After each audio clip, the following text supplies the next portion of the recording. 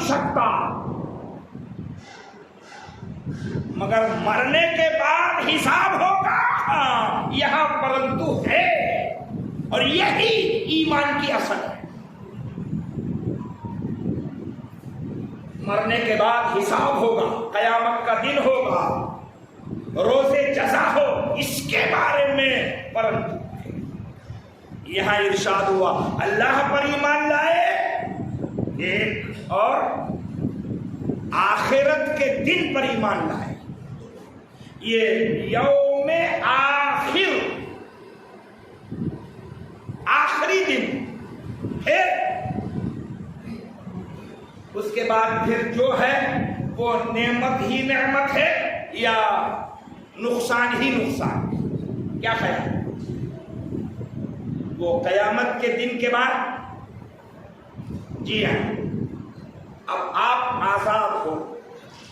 اگر فیصلہ نعمتوں کا ہو گیا ہے تو بھی آپ اس میں آزاد، اور فیصلہ خدا نہ کرے، ہزار بار خدا نہ کرے، اگر غلط ہمارے کرتوت کی وجہ سے غلط ہو گیا، یعنی دوزخ کا ہو گیا، تو پھر ہمیشہ کے لیے وہی ہے۔ ایک موقع پہ جانے کے بعد پھر دوزخی دوزخ میں رہیں گے اور جنتی جنت میں۔ اس کا بیان 8ویں پارے میں بہت تفصیل سے گزر گیا۔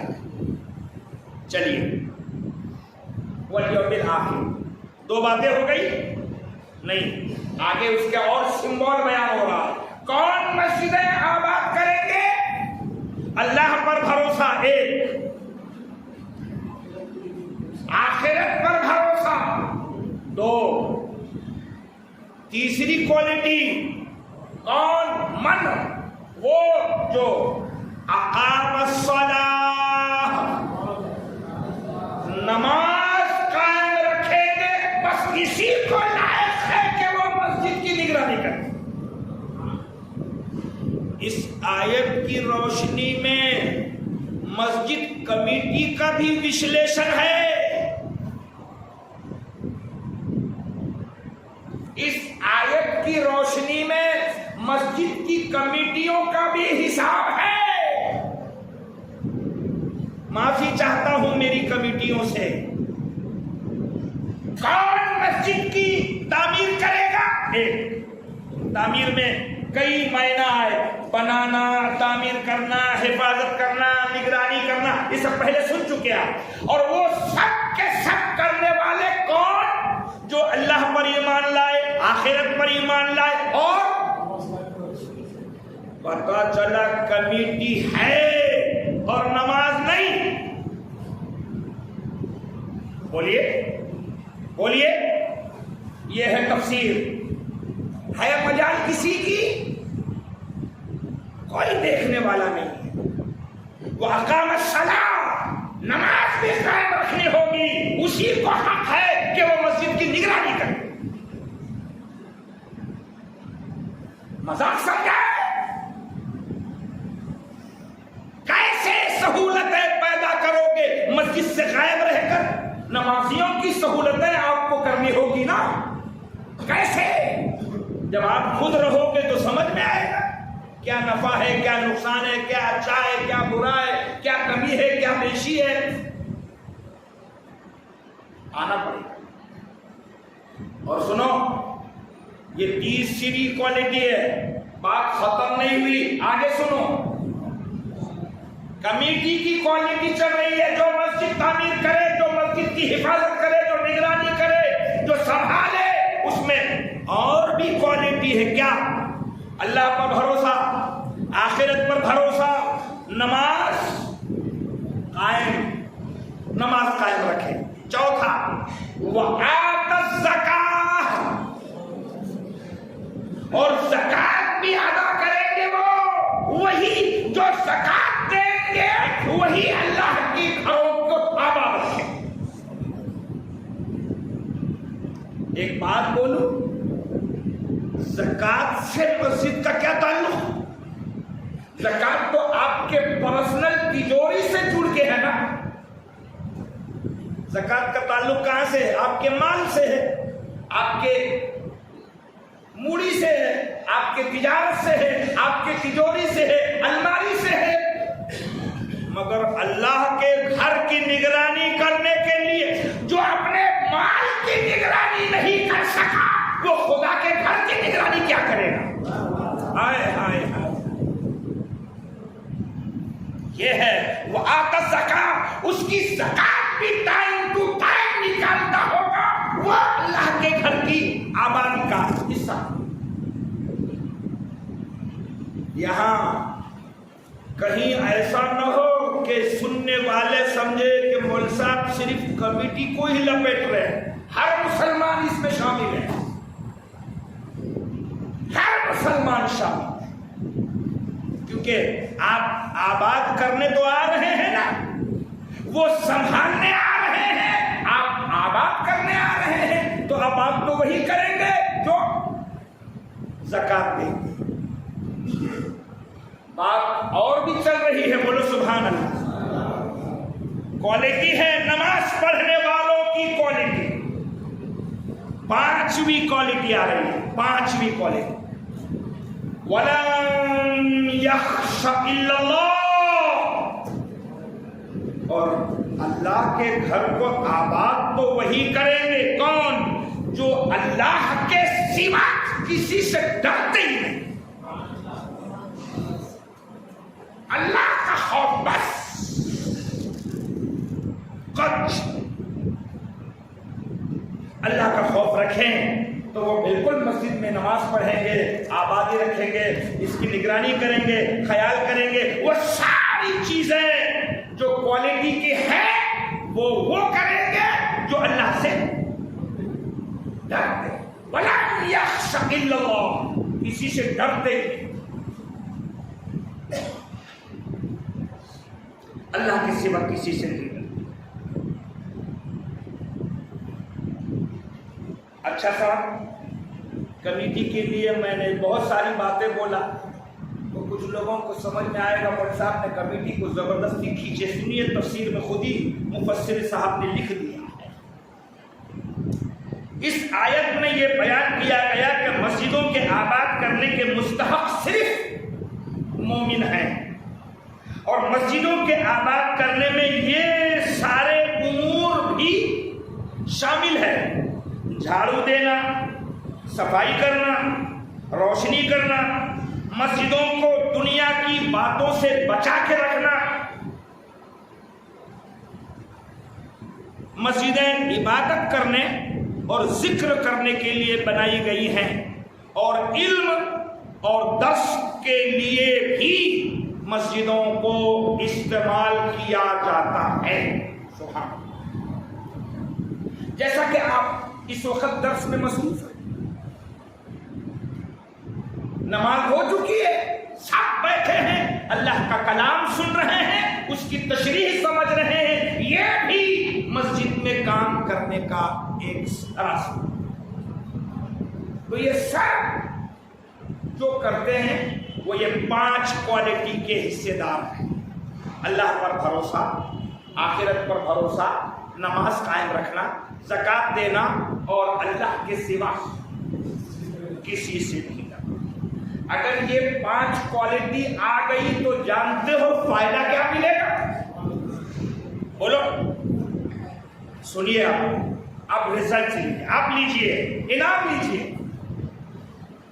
اللہ نے فرمایا فَعَسَىٰ أُولَٰئِكَ أَن يَكُونُوا مِنَ الْمُهْتَدِينَ، تو قریب ہے تم یہ کوالٹی اپناؤ، تم یہ کوالٹی اپناؤ، قریب ہے کہ یہ لوگ ہدایت والوں میں ہو جائیں، ان کو سرٹیفکیٹ ہدایت کا ہے، اللہ کی طرف سے سرٹیفکیٹ مل رہا ہے۔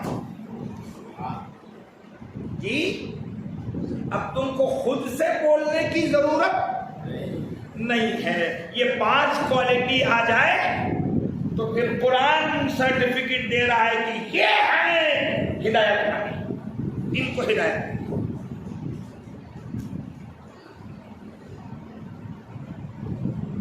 اب اس کے بعد جو بیان شروع ہو رہا ہے وہ تھوڑا لمبا جانا. ابھی حضرت عباس نے جو وہاں کہا نا کہ ہم حاجیوں کی خدمت کرتے ہیں، ہم فلاں کرتے ہیں فلاں کرتے ہیں، انہوں نے کس سے کہا؟ حضرت علی سے. کہنے والے عباس، جس کو کہہ رہے ہیں وہ سنو. اور اس سوال جواب میں عباس کا مقصد تھا کہ یہ بات حضور تک پہنچ جائے. برابر. علی کے جواب دینے سے پہلے عباس کا جواب اللہ نے قرآن میں نازل فرمایا.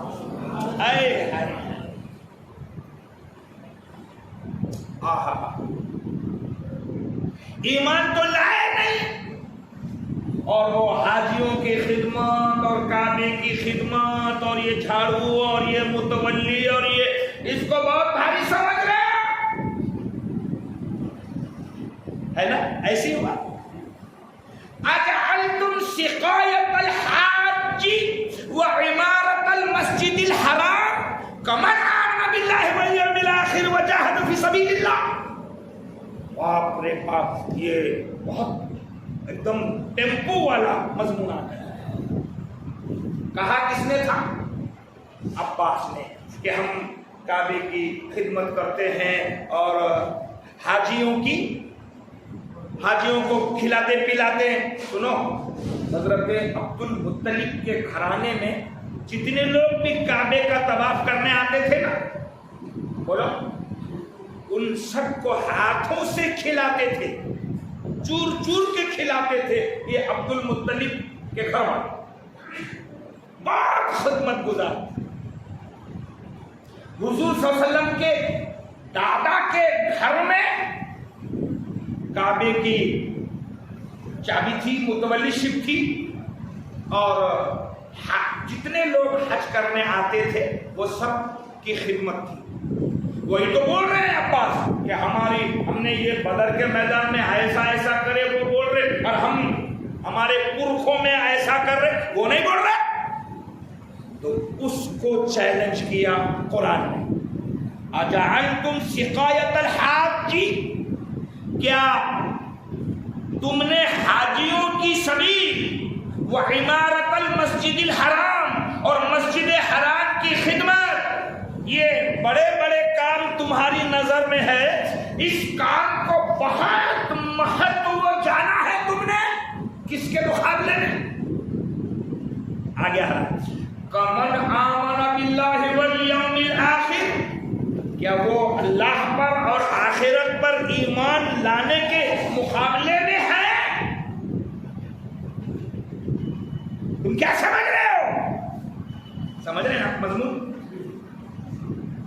یہاں ایمان والوں کی بات چل رہی ہے اور تم ایمان کے مقابلے میں کعبے کی خدمت اور حاجیوں کو کھلانا اور پلانا رکھو. اللہ پر ایمان یہ سب سے بڑا کام ہے. یہ سمجھایا گیا. تم کو یہ دکھ رہا ہے کہ میں نے حاجیوں کی خدمت کیا اور کعبے کی خدمت کیا اور فلاں، کیا تم اس کو بہت بھاری سمجھ رہے؟ نہ. کمن آمن باللہ، یہ سارے کام اللہ پر ایمان لانے جیسے ہو جائیں گے، والیوم الآخر اور آخرت پر ایمان لانے جیسے ہو جائیں گے. وجاہدوا فی سبیل اللہ باموالہم وانفسہم اعظم درجۃ عند اللہ، اور اپنے مال جان سے اللہ کی راہ میں لڑے، اللہ کے یہاں ان کا درجہ بڑا ہے. کس کا؟ ایمان. تمہارے خدمت کا درجہ بڑا نہیں ہے، ایمان کا درجہ بڑا ہے. سبحان اللہ. ایمان کا درجہ اللہ کے نزدیک بڑا ہے. لا يستوون عند اللہ. کمن آمن باللہ والیوم الآخر وجاہد فی سبیل اللہ، کیا اللہ پر ایمان لانا، آخرت پر ایمان لانا اور اللہ کے راستے میں جہاد کرنا، یہ بڑے بڑے کاموں مقابلے میں تمہارا وہ حاجیوں کو کھلانا پلانا بھاری ہوگا؟ نہیں، اللہ کا اعلان ہے نہیں نہیں نہیں نہیں، ایمان بھاری ہے۔ آگے سنو، یہ میں نہیں کہہ رہا ہوں کہ بھاری ہے، اللہ نے فرمایا لا یستوون عند اللہ، یہ دونوں بھی بڑے کام اللہ کے نزدیک برابر نہیں۔ ایمان والا کام اللہ کو پسند ہے، واللہ لا یہدی القوم الظالمین، اللہ ظالموں کو راہ نہیں دیتا، اللہ ظالموں کو راہ نہیں دیتا۔ مراد یہ ہے کہ کفار کو ایمان والوں سے کوئی برابری زور سے ہے، یہ جھوپڑے میں ہو بھاری ہے، تمہارے پاس ٹینک ہے، توپ ہے، میزائل ہے، کیا کیا ہے، اور ان کے ہاتھ میں کچھ نہیں ہے مگر وہ بھاری ہے اللہ کے نزدیک۔ یہ قرآن پڑھو، یہ قرآن پڑھو۔ تم کفر کی وجہ سے پیچھے ہو اور وہ ایمان کی وجہ سے آگے۔ مراد یہ ہے کہ کفار کو ایمان والوں سے کوئی نسبت نہیں، نہ ان کے اعمال ان کے اعمال کے جیسے ہیں، کیونکہ کافر کے سارے اعمال سب غارت ہونے والے، خواہ وہ عمل حاجیوں کے خدمت کرنے والا ہی عمل کیوں نہ ہو۔ انہوں نے یہی تو کہا تھا نا، ہم تو کفر کی بنیاد ہے اور حاجیوں کی خدمت کسی کام کی نہیں۔ سنیے، یہ اگلی ٹکڑے میں بدر کے دن جب حضرت عباس گرفتار ہو کر آئے تو انہوں نے اصحاب رسول سے کہا کہ تم کو اسلام اور ہجرت اور جہاد میں سبقت ہے، تو ہم کو بھی مسجد حرام کی خدمت اور حاجیوں کے لیے خدمت یہ ہم کو فضیلت ہے۔ تم کو اسلام تم نے پہلے قبول کیا، تمہاری کوالٹی ہے، تم بدر میں آئے پہلی کوالٹی ہے، تم نے جنگ جیتی پہلی کوالٹی ہے، تم اسلام کے ماننے والوں میں آگے آگے ہے، یہ تم کو کوالٹی ہے۔ تو یہ ابھی کفر پر ہیں، کہنے لگے ہمارے کو کوالٹی یہ ہے کہ ہم مسجد کا ایسا کرتے ہیں، یہ کرتے ہیں، یہ کرتے ہیں۔ تو اللہ نے فرمایا چھوڑو، یہ سب پانی کم چائے ہے، صحیح ہے، یہ کچھ نہیں، جو ایمان لایا اصل کام وہی۔ اسی پر یہ آیت نازل ہوئی اور ایمان والوں کی اہمیت کو قرآن نے بیان کیا۔ الذین آمنوا، پھر وہ کون ایمان والے؟ اب ایمان والوں کی تشریح کر رہا ہے قرآن۔ الذین آمنوا، وہ جو ایمان لائے۔ اب یہاں دوسرے قسم کی کوالٹی، پہلے تو آیا پانچ قسم مسجد کی تعمیر کے لیے، سنبھالنے کے لیے، اب خالص ایمان والوں کی کوالٹی الگ ہے۔ کیا؟ ایک، الذین آمنوا، وہ جو ایمان لائے، وہاجروا، اور وہ اللہ کو پسند ہے جنہوں نے ہجرت کری۔ یہ تم تو حاجیوں کو پانی پلا کے بڑا ہونا چاہ رہے، اللہ کی نظر میں گھر بار چھوڑ کے حبشہ جانے والے، یہ بھاری ہے۔ ہاجروا، ہجرت کی۔ تین، وجاہدوا فی سبیل اللہ، اور وہ لوگ بھی اللہ کی نظر میں بھاری ہے جنہوں نے جہاد کیا۔ اور جہاد بھی کیسے کیا؟ آگے دو کوالٹی جہاد کی آ رہی ہے۔ وجاہدوا فی سبیل اللہ باموالہم وانفسہم، دو طرح سے جہاد کیا جنہوں نے، ایک اپنا مال اللہ کی راہ میں لگایا اور ایک اپنی جان اللہ کی راہ میں لگائی۔ آج فلسطین والے مال میں کمزور صحیح، مگر ہر بچہ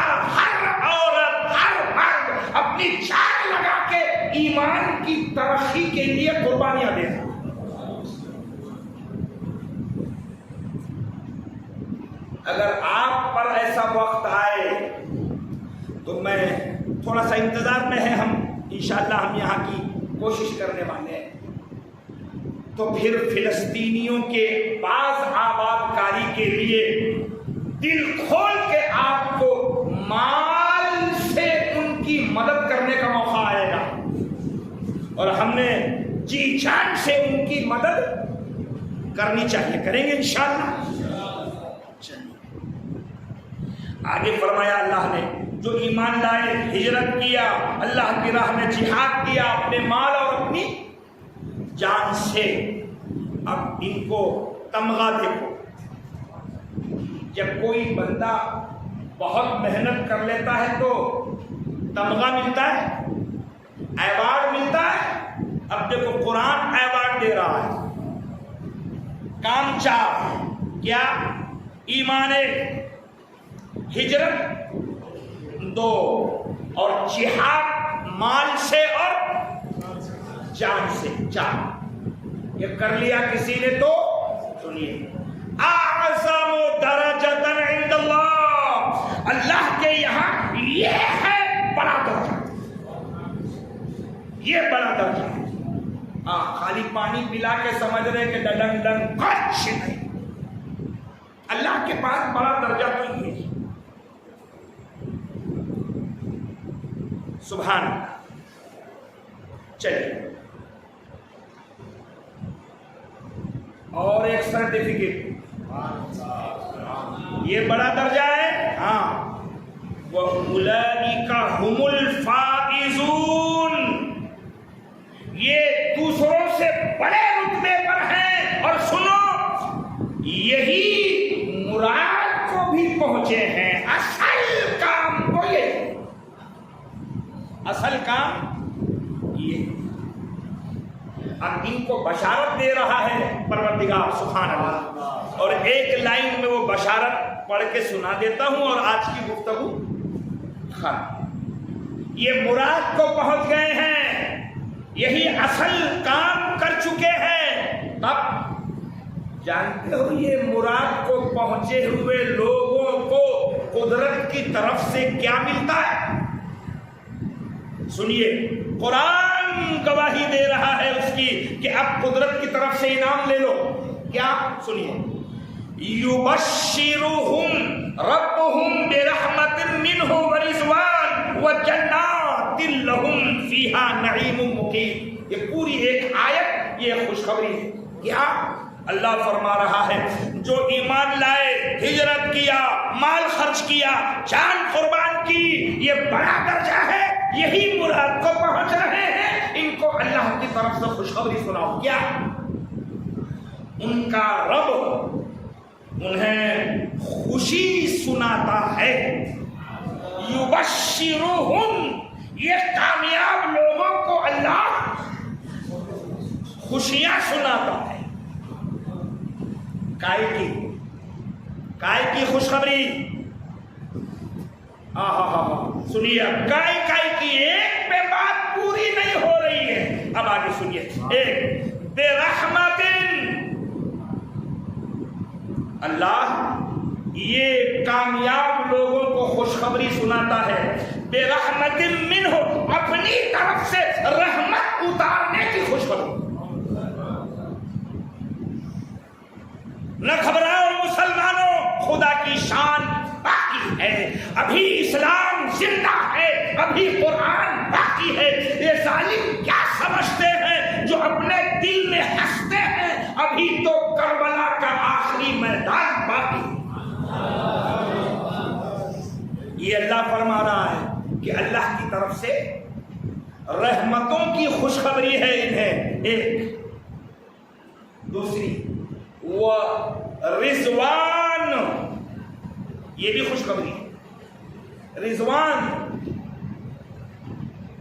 عربی کا لفظ ہے، اس کے معنی ہے اللہ کی رضا۔ سبحان اللہ، راضی ہو گیا ہے ان بندوں سے جنہوں نے ایمان لا لیا اور جہاد کیا، اور جو بھی ابھی ترتیب ہے، یہ جو پابند ہو گیا، اللہ کی رحمت بھی مل گئی، اللہ کی رضا بھی مل گئی۔ دو، اور انعام کا سلسلہ جاری ہے. وَجَنَّاتٍ لَهُمْ، اور یہ جن لوگوں نے کشت اٹھایا ہے اللہ کے لیے، ان کو باغوں کی خوشخبری. ان کے لیے باغات ہیں. کتنے دن کے لیے باغات ملیں گے؟ کتنے دن کے لیے؟ اگلا ٹکڑا پڑھ رہا ہوں. وَجَنَّاتٍ لَهُمْ، اور ان کے لیے ایک ڈھیر سارے باغات ہیں. فِيهَا نَعِيمٌ مُقِيمٌ، اس باغات میں بڑی بڑی نعمتیں ہیں، اور یہ نعمتیں ہمیشہ کے لیے. مقیم پرماننٹ، قائم سے ہے، قائم سے مقیم ہمیشہ کے لیے. اگر مقیم کا شبد سمجھ میں نہیں آیا تو تم کو یہاں وہاں جھانکنے کی ضرورت نہیں ہے. اگلے ٹکڑے میں قدرت نے کھول دی، ہر بات اسی پہ پوری. جنت میں چلے گئے، نعمتیں مل گئی، اللہ کی رضا مل گئی، اللہ کی رحمت مل گئی. خالدین فیہا ابدا، اللہ کی رحمت ہے پرماننٹ، اللہ کی رضا پرماننٹ، جنت کی نعمت ہے پرماننٹ. کیسے؟ خالدین فیہا، اس باغات اور نعمت اور جنت میں ہمیشہ رہیں گے. ابدا ابدا، ہمیشہ ہمیشہ، کبھی نکلیں گے ہی نہیں وہاں سے. یہ تو جنت کی نعمتیں اور ہمیشہ کی جنت ہے. سب کچھ مل گیا، اپنے حساب سے تو بہت کچھ مل گیا. نہیں، مگر آخری جملے میں سنیں روح تازہ ہو جائے. یہ تو ہے رحمت ملی، رضا ملی، باغات ملے، اس میں پرماننٹ رہنے کا سرٹیفکیٹ ملا، ہمیشہ ہے، صحیح ہے. ان اللہ عنده اجر عظیم، بے شک اللہ کے پاس بڑا ثواب ہے. یہ سب تو آئی ہے، مگر جب تم کو پالو گے تو کچھ اور بھی ہے جو اللہ کے پاس ہے، اور وہ بڑا ثواب ہے. آخری بات جانتے ہو، جنتیوں کو جنت میں سب سے بڑی نعمت کیا ہوگی؟ حضور صلی اللہ علیہ وسلم فرماتے ہیں کہ جنتیوں کو سب سے بڑی نعمت ہوگی کہ انہیں اللہ کا دیدار حاصل ہوگا. سبحان اللہ. اور ہم عاشقوں گنہگاروں کو یہ کیا کم ہے کہ حضور کے قدموں میں جگہ ملی. سبحان اللہ. یہ ہے کرم نوازی. ماشاءاللہ. محمد اکرم صاحب، چلیے آج کی گفتگو ہم یہیں پر ختم کرتے ہیں. یہ سلسلہ وار گفتگو ہے. آج کی گفتگو اب اگلے گفتگو سے جڑ کے رہتی ہے، مگر پوری طرح سے دہرائی اگلی بار نہیں جا سکتی. اس لیے اگلی جو گفتگو ہے، اب جو آیتیں آگے کی شروع ہوگی، اس میں بہت پیاری ایک گفتگو آنے والی، بہت پیاری. اس کا میں خود بھی بہت دنوں سے انتظار کر رہا ہوں، جو آیت اب اگلے محفل میں آنے والی، بہت پیاری. بلکہ اللہ نے ایمان والوں کو ماں باپ، بیٹا بیٹی، بھائی، مال دولت، ان سب سے پیار ہے. اب اس کے مقابلے میں اللہ کچھ اور بھی تم کو دے رہا ہے اور لینا چاہتا ہے. اس کی ایک بہت پیاری ڈیٹیل آئی ہے، وہ اپنے گھر گرہستی سے تعلق رکھنے والی چیزیں ہیں. انشاءاللہ اس کو ہم بہت گہرائی سے سمجھنے کی کوشش کریں۔ وآخر دعوانا ان الحمدللہ رب العالمین۔ آج کی